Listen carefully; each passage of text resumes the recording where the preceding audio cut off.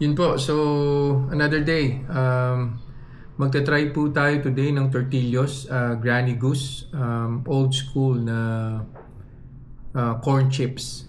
So dating gawi, measure po muna tayo ng blood sugar before I start eating.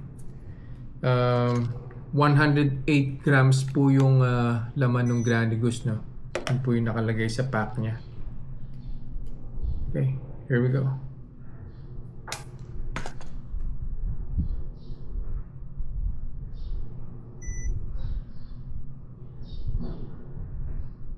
We'll see.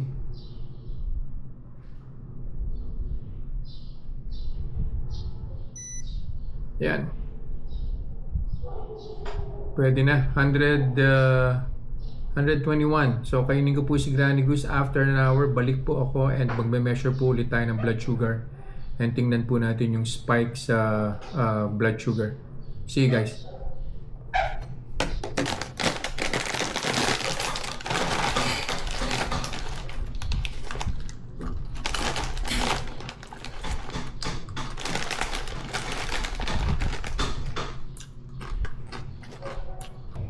Yun po, so naka-isang oras na po. Measure na po tayo ng blood sugar. Tortillas po, Granny Goose yung kinain po natin. 108 grams yung nakalagay sa bag.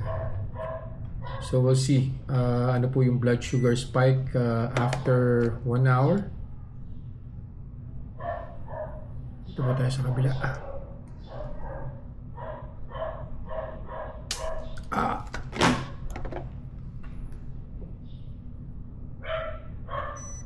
Yan.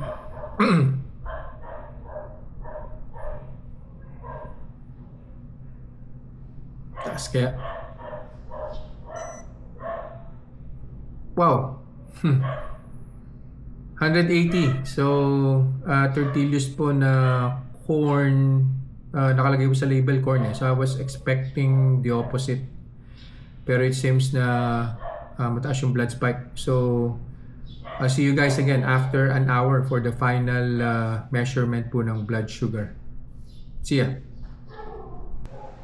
Yun po, so naka 2 hours na po tayo, no? So final measurement na po ng blood sugar spike. Granny Goose tortillas po yung kinain po natin today. 108 grams yung nakalagay sa pack. Alright.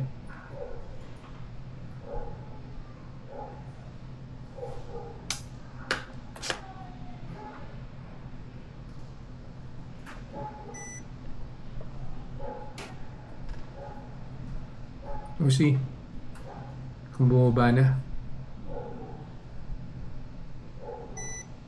Yan po. Oh my goodness. Doktora, kung nanonood ka man, patawad.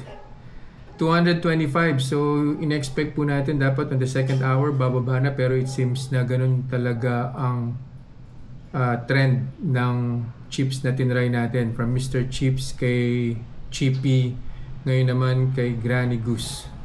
So, tumaas pa siya. So, most likely on the third hour bago po bumaba ito. So, yeah, I'll see you guys in the next vlog. Hindi po recommended si Granny Goose. Bye!